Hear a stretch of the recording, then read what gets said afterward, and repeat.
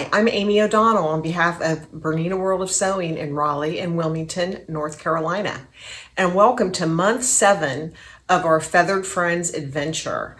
This has been quite a year for this quilt, and I just love seeing everybody's progress that they're making every month, and I'm really excited to bring you month 7. We are in the home stretch, ladies. The workload continues to increase as our quilt center gets bigger, but remember, at the end, your quilt is going to be completely finished. It's going to be so awesome. This month, we're going to be making 18 of the Feathered Friends block, which I'm showing you right here. 18 of these blocks right here. And it's going to be a lot of work, and after you make the 18 blocks, then next month we're going to take these Feathered Friends blocks and we're going to put them in with our Sawtooth Star blocks from last month, and we're going to alternate them, and that's what's going to create the really cool border for this quilt. So let's go ahead and talk about this a little bit. Each of the 18 blocks contains 6 of these shaded 4-patch blocks, and they contain 3 solid squares. So we're going to be making a whole lot of those shaded 4-patch blocks. This month's assignment is chain piecing friendly. So once you get started, you can buzz right through. But like I've said in previous months, it's important to pace yourself. Maybe do your cutting one day, your sewing the next, maybe do 10 blocks a day, 10 of the small blocks a day, and work your way up to getting them all done. I don't want anyone to feel overwhelmed. We don't want this project to be sitting around in an abandoned project box. We all know what that's like, and we are here to make sure you finish this quilt. Because at the end, like I said, once we get all the borders on, this baby is ready for quilting. So let's stay the course and just take it slow and steady and do a little bit each day or every other day, or whatever your schedule permits to get this quilt done, because we want you to be successful at this. Like I said, this month's assignment is chain piecing friendly. Once you get going, you'll be able just to keep on moving. You're going to be using your Blade Saver thread cutter. That's going to be great. You're going to be using your Tucker trimmer or the trimming ruler of your choice. Here's my Tucker trimmer. Going to be using that. You're going to be using your portable design board, which has come in so handy on this project, hasn't it? And this is just, like I said, the foam core board with batting on it. You're going to be using your strip stick because we're going to be pressing some seams open at the very end when we do the block assembly. So the strip stick will come in really handy. Some of this month's cutting is stripology friendly if you're so inclined, so you can use your stripology ruler. And remember, I have posted a YouTube video to the Bernina website showing how to use your stripology ruler to cut in 1/4 inch increments, so you might want to review that. You're going to need fabric marking tools. You're going to need a quilting ruler, your long quilting ruler for cutting the long strips if you're not using the stripology ruler. And you're going to need a quilting ruler that has the 45-degree line on it, which is right here. You want to be able to cut and mark along this 45-degree line. So I've got the long Olfa ruler, which I love, and I've got the shorter version of the same ruler, which also has the 45-degree line on it. So either of those rulers will work for what we're going to do when we make these shaded 4-patch. If you've never made a shaded 4-patch before, you're going to pick up a great new skill because these blocks are fun and fast to make. It's very important this month to shorten your stitch length down to 1.8 to 2.0. Like I always say, these blocks are all going to be trimmed and we want the stitches to be super secure.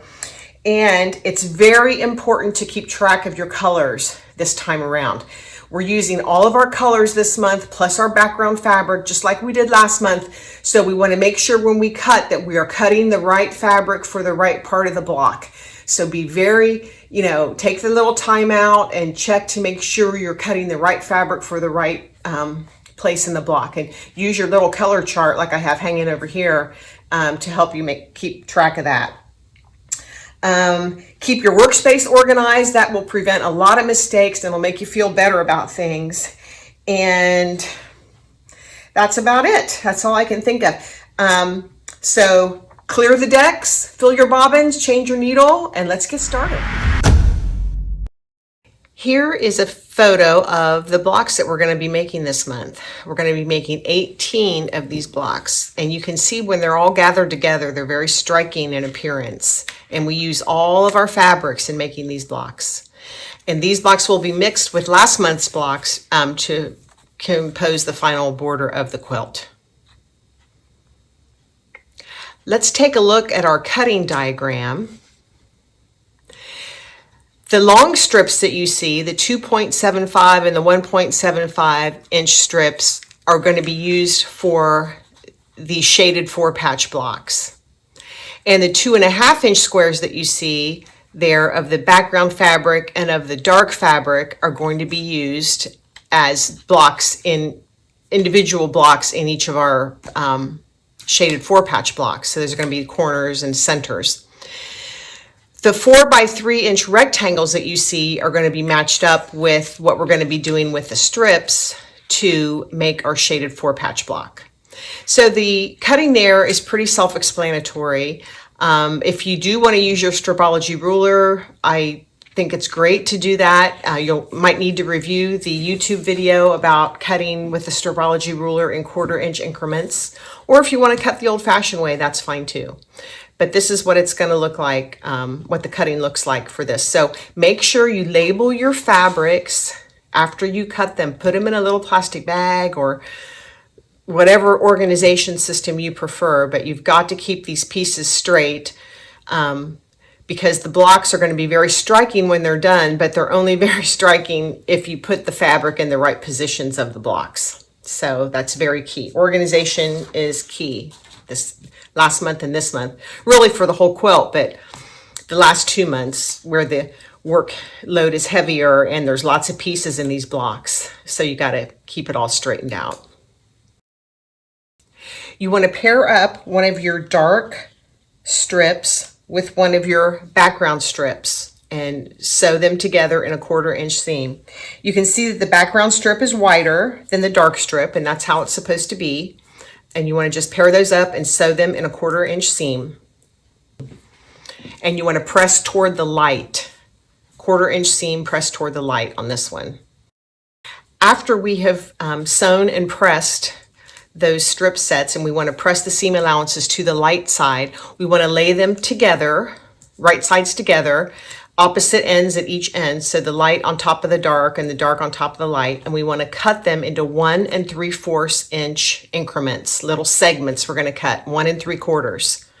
And you want to leave them matched up the way they are because we're going to sew them as is. So you want to have the light against the dark and the dark against the light, so kind of opposites, right sides together, and cut them in 1 3/4 inch increments. So we've cut a bunch of segments into the 1 3/4 inch increments, as you can see here. And this is very chain piecing friendly. So you can see here that we are going to chain piece these on our machine. Be sure to reduce your stitch length to 1.8 to 2.0, since these are all going to be trimmed. And you can just feed them through one right after another. And we're feeding them through the machine, just one right after the other. Factory style, right, ladies and men? If there's any men doing this, I don't know. So you can see, we're going to open them up and see what they look like here. And you can see what they look like when you open them up. We sewed opposite to opposite, so this is exactly how it's supposed to look. Now we're going to make a small snip in the seam allowance about 1/4 inch away from the edge of your dark fabric. So you want to make a little snip. Do not cut the stitching, just the seam allowance. It's about 1/4 inch away from that fabric edge there. And here's a close-up of the snip I made.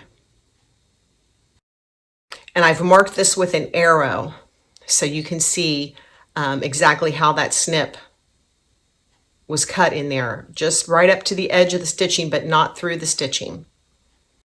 The next step in constructing this block is to draw a 45-degree line, a couple of 45-degree lines on the wrong side of this block to mark where we're going to be stitching. So I've got this ruler here, and pretty much any quilting ruler, any rectangular quilting ruler has these markings on it for angles.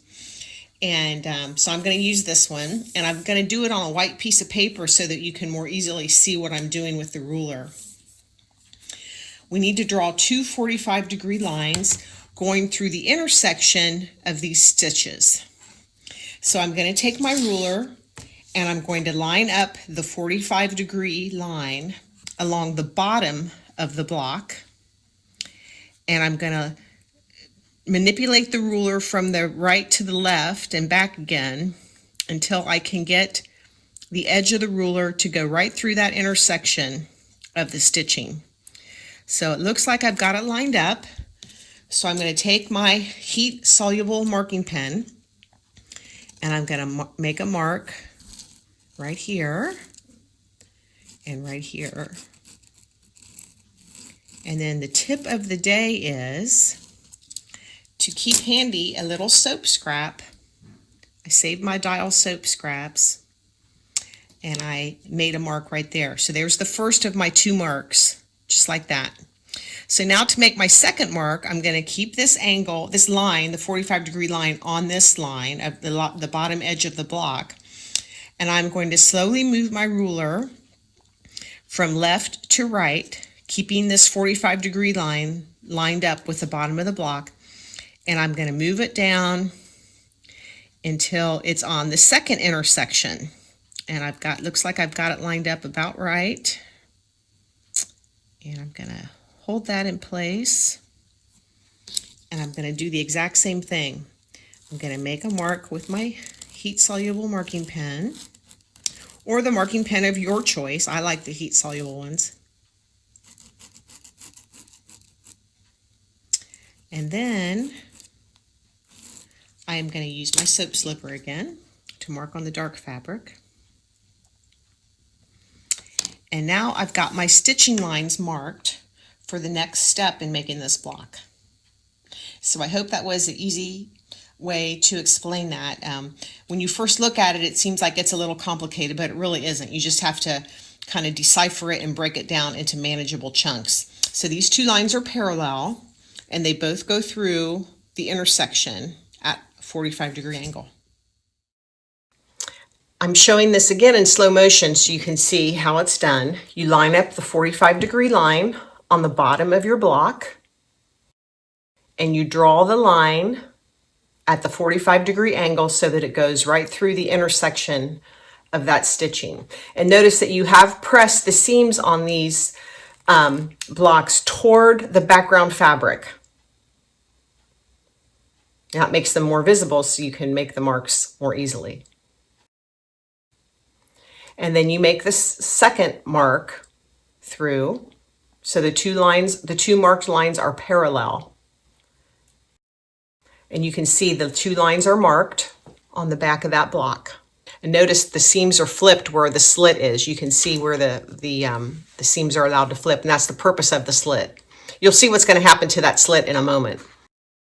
Now we're going to match up our block that we just sewed with 4 by 3 inch rectangles that we cut of our light medium fabric. We are laying them right sides together, and we're going to match up the edges and make sure the edges are lined up. We're going to be trimming these afterwards, but we do want to line the edges up the best that we can. We're going to sew on the marked lines, still with our stitch width reduced, stitch length reduced, and we're going to sew right through those points, not on the other side of the thread, but right through where those threads cross. And we're going to sew on one line, and we're going to sew on the other line. And now we're going to use our ruler to cut these two blocks apart. We're going to give it a 1/4 inch cut to the right of the seam line, to give us a 1/4 inch seam allowance. So line up your 1/4 inch on that sewing line and then cut. And you'll see there's a sliver that we're going to cut away there in the center. The center piece is removed after we trim, and that's where our slit goes that we cut earlier. Open up your block, and this is what your shaded 4 patch looks like. And the one on the left is the right side, and the one on the right is the wrong side. You can see I pressed the seams toward the solid triangle. Now it's time to trim. We're going to use our Tucker trimmer, and we want to line that square up perfectly in the center of the 2.5 inch block. So this is going to be 2.5 inches after we trim, and we want to make sure that it's lined up so that little notch, that little block in the center is centered on the block. And we're trimming, trim all 4 sides. And if by chance you're not using the Tucker trimmer, here's how you would trim just with a regular ruler, you know, a Creative Grids or whatever you're using. You still want to have that center part centered in the middle of the block. Yeah, the notch there where the little square comes in. It has to be in the center. And it's the same concept, trim on all 4 sides. And this is where your turning cutting mat can come in really handy. And this is what our first 2 shaded 4-patch blocks look like.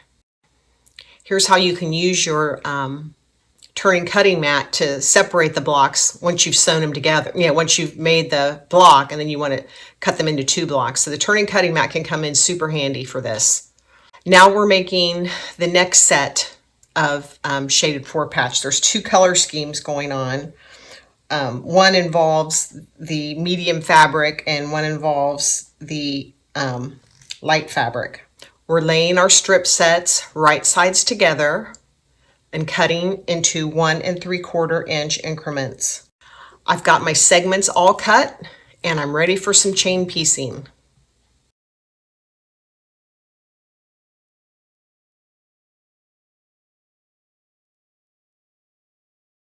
I've drawn my 45-degree lines through those stitched intersections, and now I am sewing on those lines to form my shaded 4-patch blocks. Here it shows where I have drawn the lines again. Note the 45-degree line runs along the bottom of the block.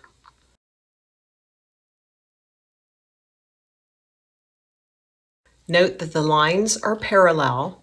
I know I keep going over this, but I want you to understand how these blocks are made. And you can see the slit too. See how I've pressed the seams, and the slit allows me to press the seams the way they're pressed.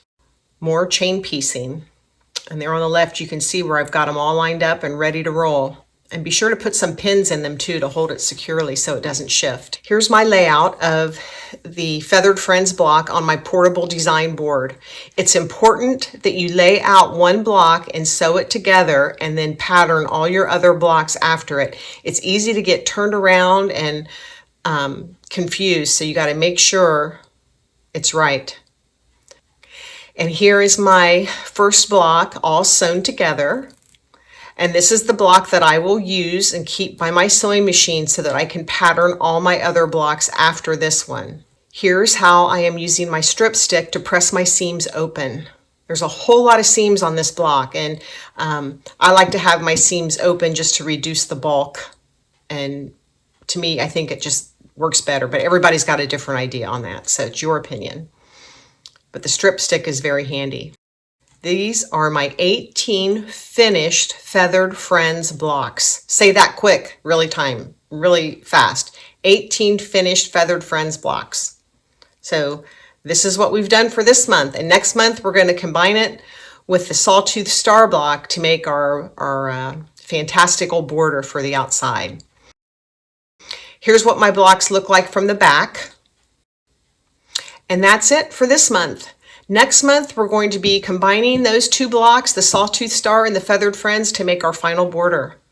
So have a great month, everybody. Happy sewing. Take it slow. Enjoy the process. Don't stress. And remember, we want this to be a finished quilt. We don't want this languishing in a project box under your bed. Okay, everybody, have a great month, and thanks again for joining us.